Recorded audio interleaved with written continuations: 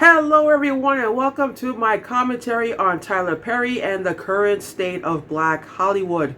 When I wrote and posted my review for Divorce in the Black, I promised that I would do a video on Tyler Perry and Black Hollywood because there were some things I wanted to discuss that was outside the scope of the movie review.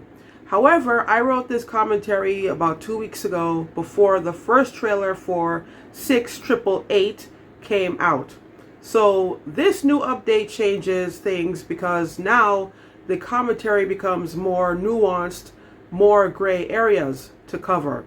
The same way I am stuck in the middle between the far left and the far right in terms of politics and culture, I find myself being stuck in the middle between Perry's fans and his harshest critics.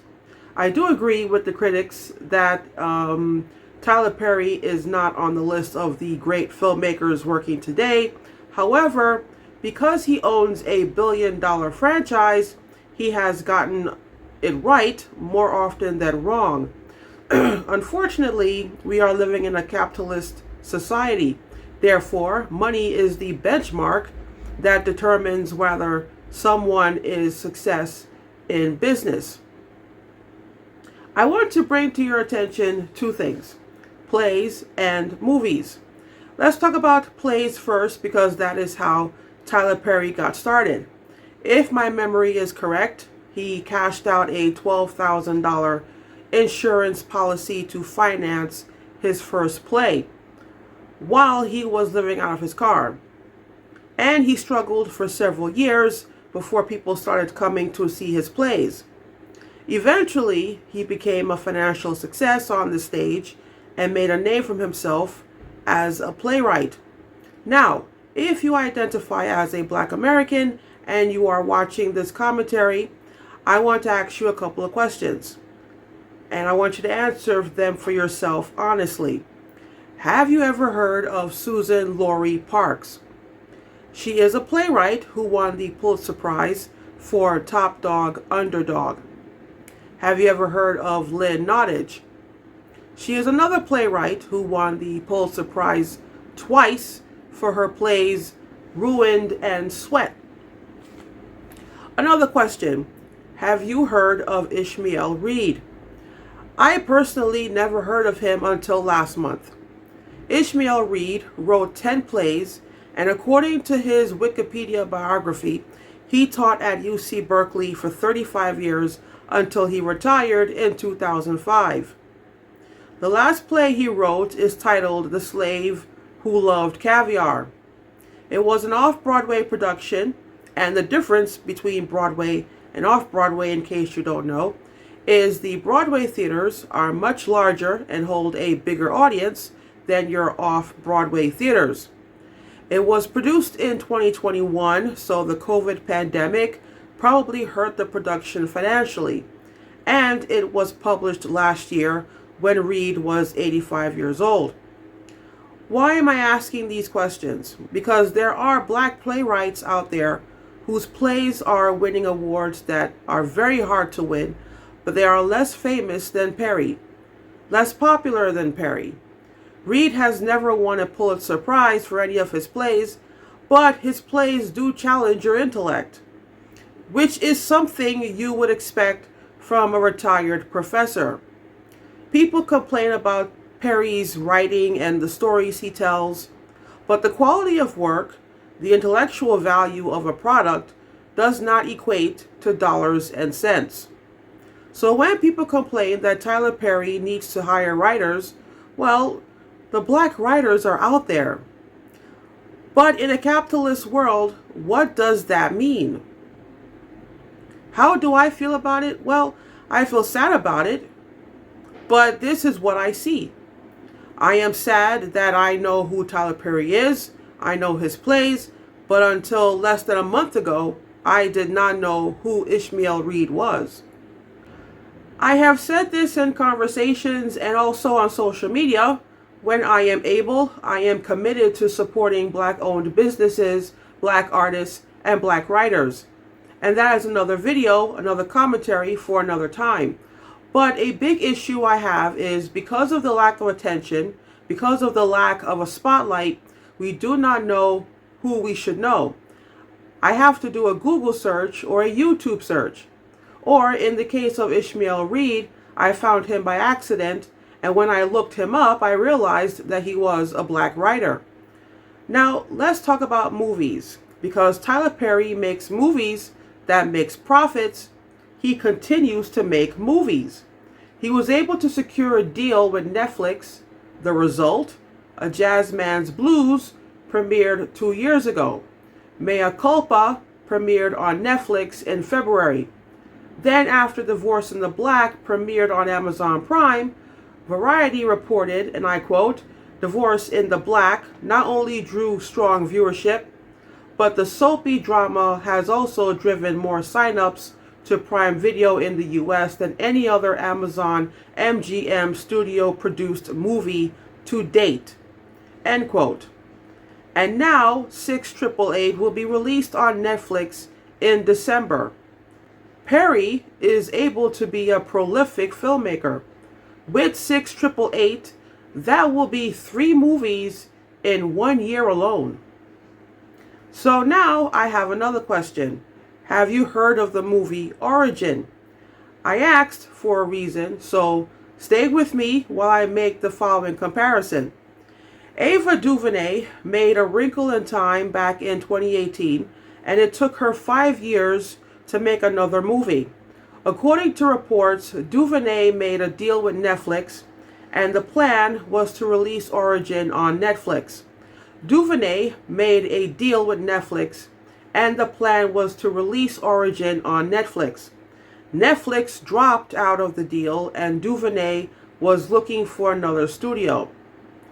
Other studios passed on the project, so she had to raise money from private foundations to get the movie made.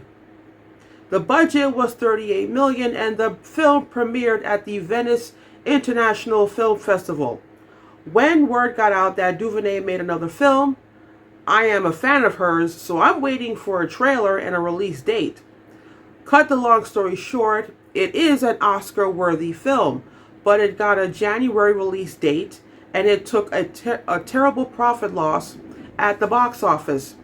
$38 million budget, it grossed less than $5 million at the box office, and the lack of a marketing campaign played a huge factor. Now I have to ask, did people know about Origin, and did they go out to support the movie? Because my review for Origin got less views than my review for Mea Culpa. I don't post a review for every movie I watch, but I do post a movie review for movies I have watched that deserve attention. I do post reviews for movies other YouTube movie critics with a bigger audience than mine do not post.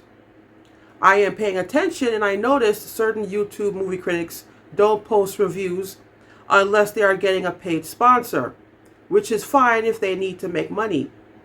But the same way I pay a price for posting movie reviews about unpopular movies that deserve attention and support, Black creatives who write better plays than Tyler Perry, who make better movies than Tyler Perry, also pay a price and don't get the attention and the support. Having said that, we also got to give Tyler Perry credit for treating his actors well. Cicely Tyson, Taraji P. Henson, Megan Good, Corey Hardrick, they all have said that Tyler Perry pays Black actors fairly in an industry where Black actors are constantly being underpaid and undervalued. In other words, Tyler Perry is not perfect. And instead of people criticizing him for what he does not do, there is a lesson we can all learn from him. So, what are the possible solutions? First, we need to keep in mind that Black America has approximately, as of April last year, we have a spending power of $1.6 trillion. If you wonder why non-Black Americans love doing business with Black folks and Black neighborhoods, it's because of our spending power. And the sad part, according to reports, we have a $1.6 trillion spending power, but, quote, we continue to lag behind other groups in the U.S. as a whole in terms of financial wellness, end quote. According to Nielsen.com, the same company that created the Nielsen ratings, quote, Black buying power is estimated to grow to $1.98 trillion by next year, 2025. Furthermore, the report states, and I quote, while most brands acknowledge that Black consumers are critical to their growth and cultural relevance, earning their business can prove challenging as Black people around the world become more discerning of how, where, and when brands are targeting them.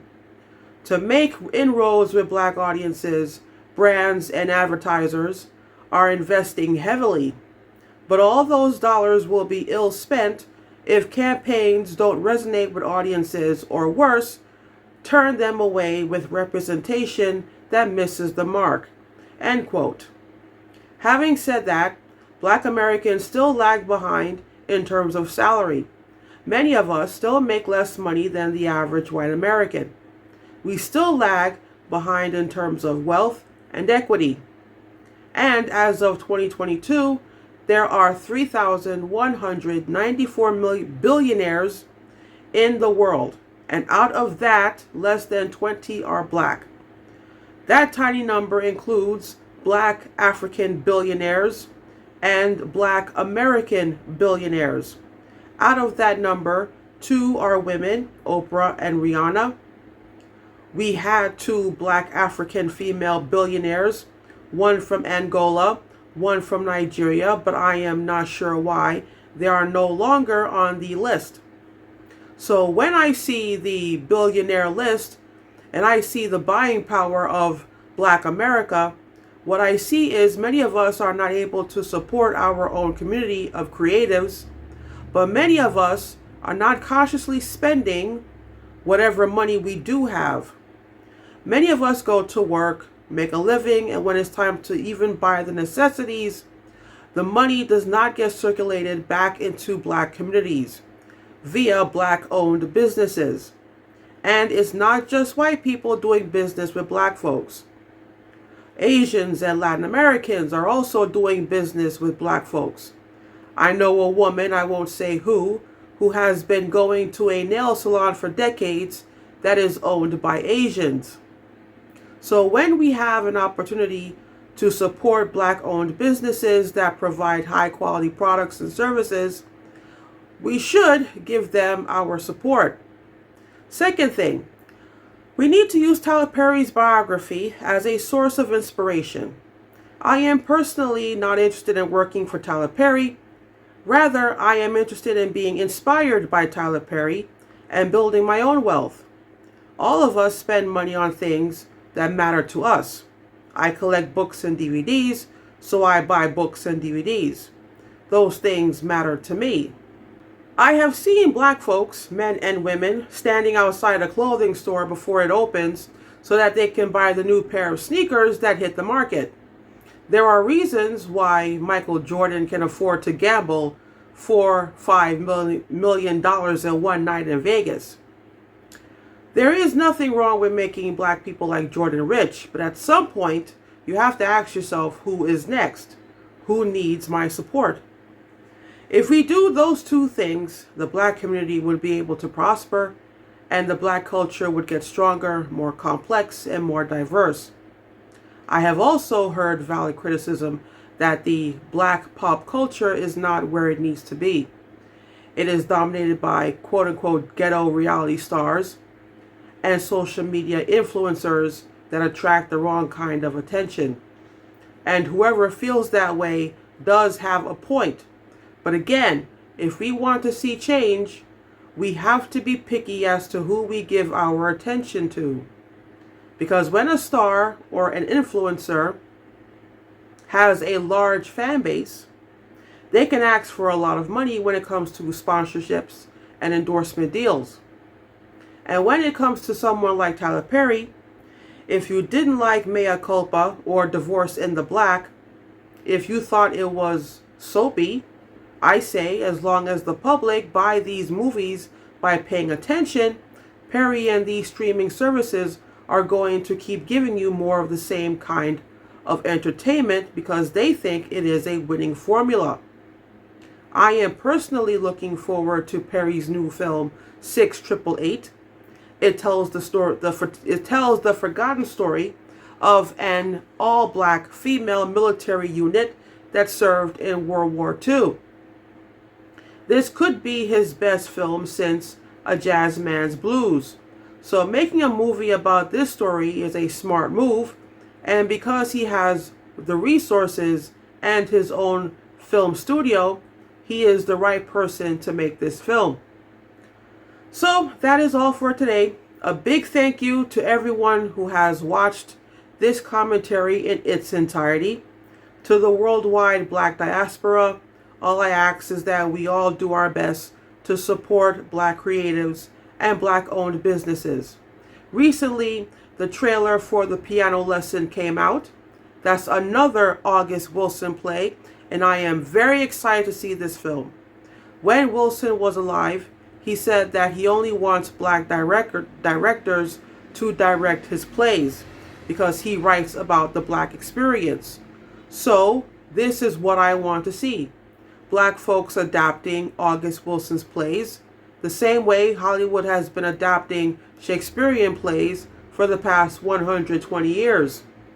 We still have racism as one of our obstacles we have to jump over. Therefore, the last thing we need is to be an obstacle for each other. So again, thanks for watching, and take care, and God bless.